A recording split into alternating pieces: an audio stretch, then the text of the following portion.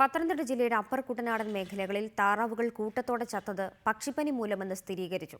തിരുവല്ല താലൂക്കിലെ വേങ്ങൽ, പെരുങ്ങര, ആരുംതുരുത്തി എന്നിവിടങ്ങളിൽ താറാവുകൾ കൂട്ടത്തോടെ ചത്തതിന് പിന്നാലെ നിരണം, പുളിക്കീഴ് എന്നിവിടങ്ങളിൽ നിരവധി കോഴികളും ചത്തു. ഇതോടെ പക്ഷിപ്പനി അപ്പർ കുട്ടനാടൻ മേഖലയിൽ മുഴുവനായി വ്യാപിച്ചെന്ന് ഉറപ്പായി.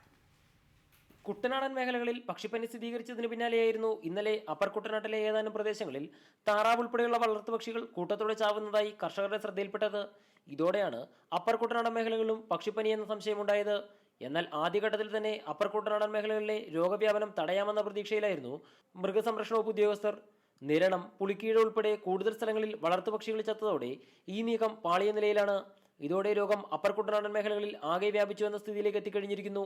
ഇത് വലിയ തോതിലുള്ള ആശങ്കയാണ് മേഖലയിലാകെ ഉണ്ടാക്കിയിരിക്കുന്നത്. എല്ലാ പ്രദേശങ്ങളും ജലത്തിലൂടെ പരസ്പരം ബന്ധപ്പെട്ട് കിടക്കുന്ന മേഖല ആയതിനാൽ രോഗവ്യാപനത്തിനുള്ള സാധ്യത ഏറെയാണ്. പുതുതായി രോഗബാധ കണ്ടെത്തിയ നിരണം പഞ്ചായത്തിൽ നൂറുകണക്കിന് കോഴി, താറാവ് ഫാമുകളാണുള്ളത്. ഇതും രോഗവ്യാപനത്തിനിടയാക്കും. രോഗം പടർന്നു പിടിച്ചിട്ടും ഇതുവരെ പ്രതിരോധ മരുന്നുകൾ എത്താത്തത് ജനങ്ങൾക്കിടയിൽ ഭീതി പടരാൻ കാരണമായിട്ടുണ്ട്. മേഖലയിലെ സ്ഥിതി വിലയിരുത്താൻ ഇന്ന് മന്ത്രിതല സംഘം പ്രദേശം സന്ദർശിക്കുമെന്നും സൂചനയുണ്ട്. S Shyamkumar, reporter, Pathanamthitta.